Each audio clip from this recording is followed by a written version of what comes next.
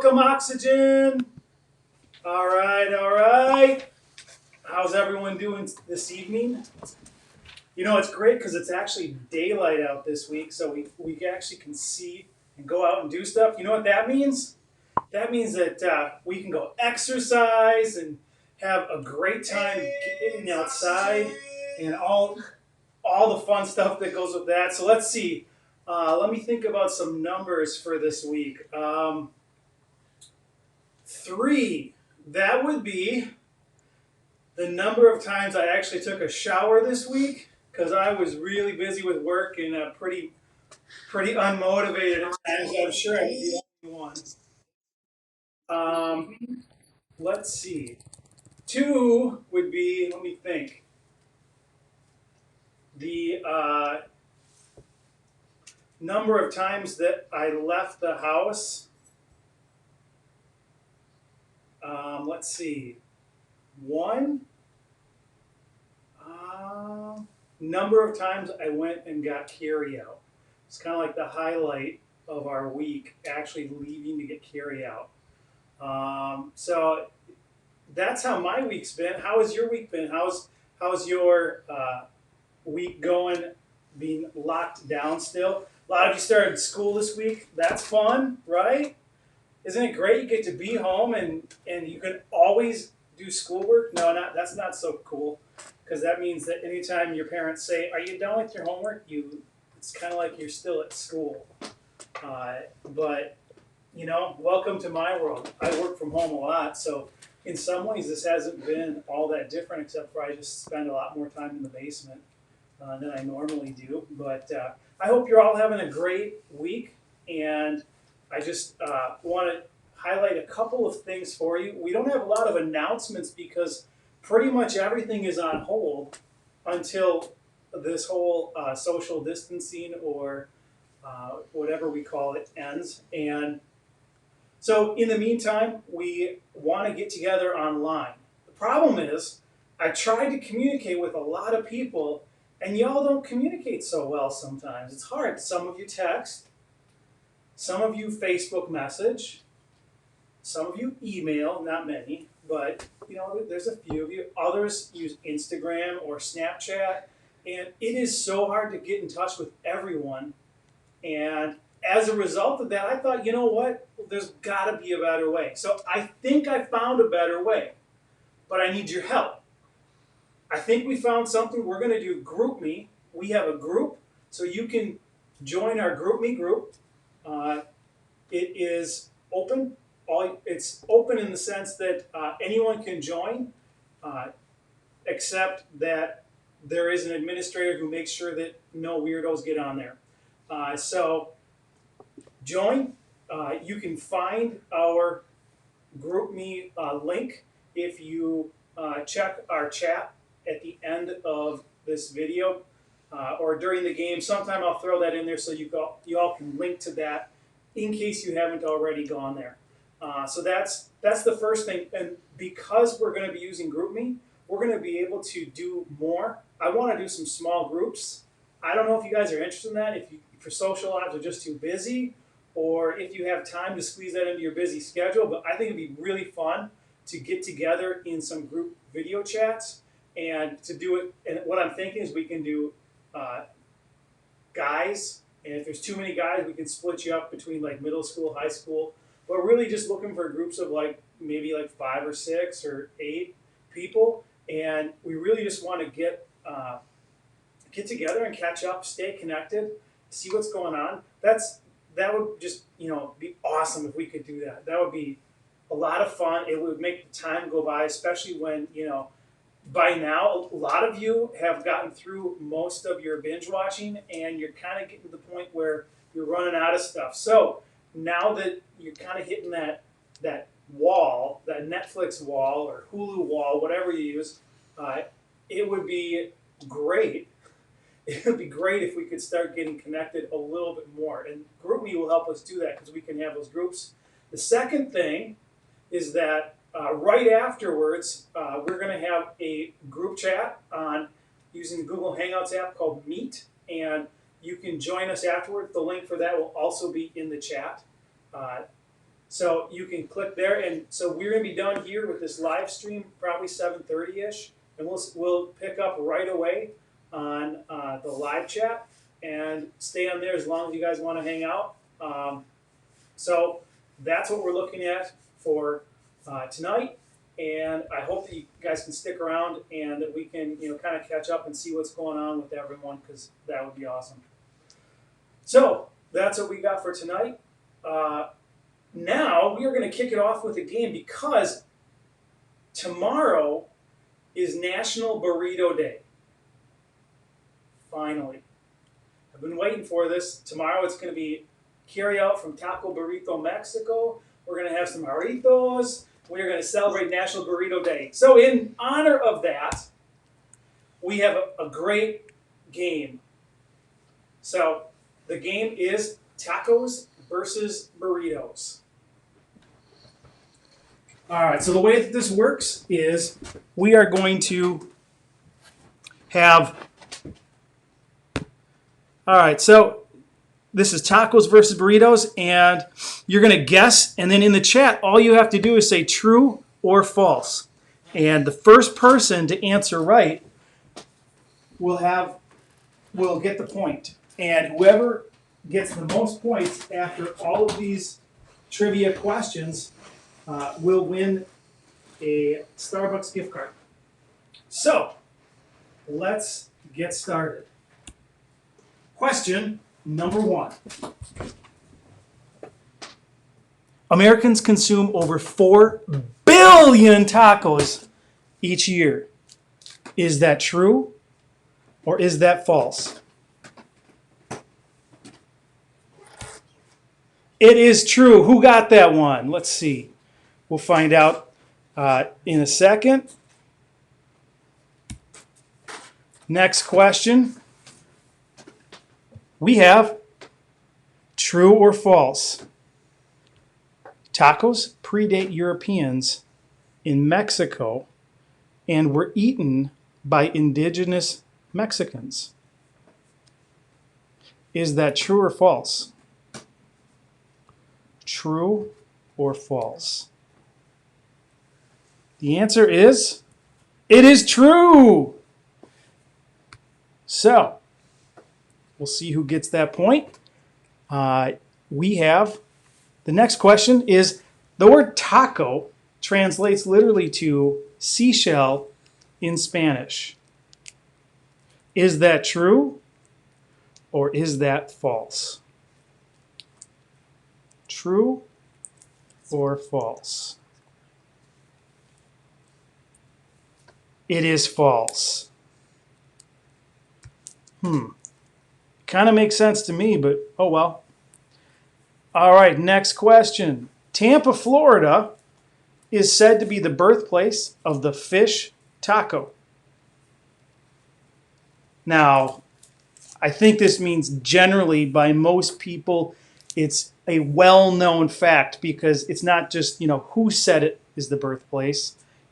Many people have to say it. It has to be a widely accepted fact. So which is it? Is it true or false? Is Tampa the birthplace of the fish taco? It is false. Okay. Next up, we have Taco Bell. You knew this was going to happen. Taco Bell was going to come up at some point. Taco Bell was first called Tacotilla and sold hot dogs and burgers too. Is that true or false? True or false? Some of you will be very disappointed, I think, to hear that Taco Bell sold hot dogs. So you're hoping that this is false. Because we know Taco Bell is nothing but the most authentic Mexican food, right? The answer is true. Ooh. All right, the next question. And we are about halfway through now. So, I don't know who's winning, but I see who's quick on the answer. It looks like Eric is doing really well and probably in the lead right now. Way to go, Eric. All right, can you stay on top? All right, we'll find out. The first taco truck in the United States was actually owned by Donald Trump. Is that true or is it false? True or false? False. That's good to know. It just seems like taco trucks should be older than that, but I don't know, maybe. All right, so let's go to the next question. The world's largest burrito. Ooh, see, you can tell we switched from taco territory to burrito territory. So now this is stepping it up just a little bit because now we're talking about the world's largest burrito. It was made in 2010 and weighed nearly 13,000 pounds. That's a big burrito. I don't know. I'm not so sure that that could be true. It seems kind of big. True or false? It is true. Wow, that's a huge burrito. Man. All right, next question. The word burrito in Spanish, the word burrito means little donkey. Does the word burrito mean little donkey in Spanish? Kind of sounds like it could, because I've heard of, I don't know.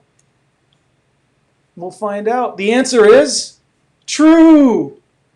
Man, little donkey. Who knew? All right, when fried, burritos become empanadas. Is that true or false? Is a fried burrito an empanada? This one's easy. I can't even believe we have this one. I'll be ashamed if anyone gets this wrong. Come on. False! Everyone knows they're chimichangas. Come on. All right. So I wonder, is Eric still in the lead? Sounds like he is. All right, we're in the home stretch here. The first mention of a burrito on a U.S. menu was in the 1930s at El Cholo Spanish Cafe in Los Angeles. True or false? That's a lot of information. One would think that with that much information, it would have to be true, but you never know. They've been getting us with a lot of extraneous data. The answer is true. All right, and just in case it's a tie, we do have a tiebreaker. This is our last one. The original burrito recipe included smoked apples and braised donkey meat. Donkey meat? I guess, maybe. Apples? Sure. True or false? The answer?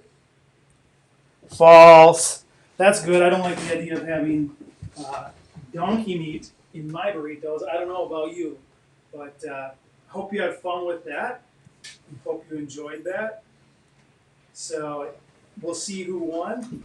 At this point, it sounds like Eric is the winner. Way to go, Eric. Nice work. Taco Bell gift card, not a Starbucks. So we're going to have to do that. And I, for a fact, know that Eric likes Taco Bell because I ran into him. Remember, what was that? About 6 months, 8 months ago, ran into you there. That was good times. Remember when we could drive around and just go wherever we wanted? That was pretty cool. Oh yeah, man. So 3 weeks of this, and here we are. We went from groups of 50 to groups of 10, and now it's stay at home, safer at home, and here we are. And this is good. We're finding the good in it. We're making the best of it. So, just wanted to take some time with you tonight to just kind of give you some perspective and hopefully encourage you a little bit.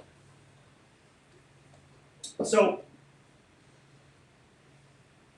man, the way I feel is, like I said, I feel like we've all gotten through our binge watching of things. Me, I don't binge watch a lot, but I have a lot of little projects here and there, and I've been able to get a bunch of projects done here and there, and I've had a ton of work to do for my job, and I've been trying to get all that stuff done that I really want to if I ever had extra time, and that's kind of how I spend my dead time. The time where it's like I don't know what to do, I stay busy because I'm a busybody, and that's just how I am. Others of us Others of you are probably more the type that you start to binge watch and you get into a series maybe for the first time, maybe a brand new series, maybe one that's trending or something that you hear about is just everybody's watching it. Maybe it's an old one like The Office. I think Amelia's watched The Office like probably five times through, she says. And is it the anniversary of The Office? 15. 15th anniversary of it. And wow. So man, so you got all these things that you're doing to stay busy, and then we get to a point where after a week, after 2 weeks, it's kind of like we run out of things to do. We can't keep ourselves busy. We can't keep ourselves distracted or engrossed in whatever it is that we're doing to help us forget what we're going through here. So that's kind of how it is at our house anyway. Kind of want to do things to keep our mind off of what's going on and all the negative stuff that we know about with the coronavirus and everything going on in our country. So we're trying to do that, but we're at that point where we kind of run out of things to do and we start to look around and look more at what's going on. And in the next week, the next 2 weeks, it's going to get worse. We're hearing, anyway, that the next 2 weeks are going to be really discouraging news that we get. We're going to get news of more and more people. Hospitals are going to have problems. This is a tough time to watch the news, but it's real, and we need to know what's going on, and we need to be aware of these things. But in the middle of all of this, I want to give you some encouragement because this is going to be a marathon, but we have trained for this marathon. A lot of us may not think that we were ready for this, but there's a huge difference between expecting something and being ready for it. None of us expected this. None of us ever expected this to hit like this. We didn't expect the lockdowns like this. We didn't expect our life to feel like it was stopping the way that it has. We've never seen this. It's been over 100 years since anything like this has happened. So we never expected, but just because we didn't expect it doesn't mean that we're not prepared for it. Because we have been preparing for hard times. Because that's what we do. We know that life is full of hard times. And we know it's not going to be all easy. And so at times like this, I like to find encouragement by reading some of what God gave us in His Word. So one of the dudes that's really amazing to follow is Paul. You look at how he went all over and encountered so much resistance. The guy was thrown in jail tons of times. He writes to us in one of the books, Romans, and he's writing, and he never leaves jail there because he ends up staying there and then getting executed. And yet, even while he's there, here's what he wrote. This is from Romans 5, verses 3 and 5. He says that we can rejoice too. And you're thinking to yourself, great, what's next? What are you thinking? He's going to say next, we can rejoice because things are great, right? Or maybe he's saying we can rejoice because we have nothing to worry about. No, the guy was writing this from jail he was almost certainly knew that he was going to be put to death. I mean, he knew, even if he didn't know he was going to be put to death, he knew that was a real possibility.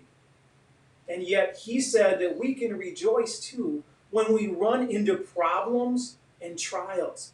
How could that guy rejoice like that? Well, he had trained too. He knew. In fact, in his time, running was kind of a popular sport. It was one of the things, you watch the Olympics, and it's kind of a tribute to the ancient times. Well, it was kind of, popular back then too. He knew what races were. So he's using this terminology because he's talking to people who know what it means to train for a race, to train for a marathon. So he says, we know that these problems and trials, they help us develop endurance. And he's talking just like someone who runs cross country, just like someone who runs track. Um, some of you should be running track right now, right? Eric, I know you're missing track practice, and you're missing running lots and lots of laps, right? Uh, Maybe not, but we know that you run those laps. We go through these hard times to develop endurance, and that endurance, that endurance develops a strength of character.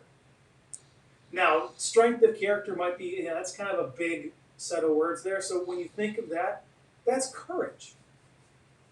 This endurance that we go through from these hard times, it gives us courage. It gives us courage because there's less that we're afraid of when we go through these times and are better for it. So that courage is developed through the endurance. And then that strength of character. Character strengthens our confidence. It strengthens our confidence, our confident hope of salvation. And to me, when I think about that, I think about that being my confidence that God is real. And that even though I'm going through these hard times, I'm doing it for a reason. And I believe in a God that is going to be there the whole way to see me through it. And I know that He's going to take and make good things happen when bad things happen. He can bring good out of the worst situations. So our confidence can grow. And when we grow that confidence, that's going to lead to a hope. The confident hope. This hope will not lead to disappointment.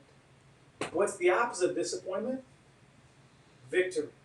So that hope that we work on developing, we have trials and problems. That gives us endurance, which gives us confidence after we go through it. And that confidence leads to victory. And that is so important because right now, we all want victory. We want victory over these times. We want to come through these times better, stronger, closer. We don't want to come through these times weaker.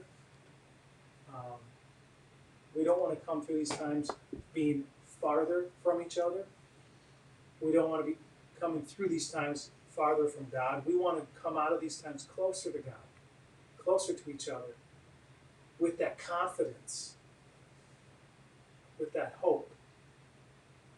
And if we have that, that's going to help us get through. That's going to help us endure. It's like it's all connected. So, what are our options?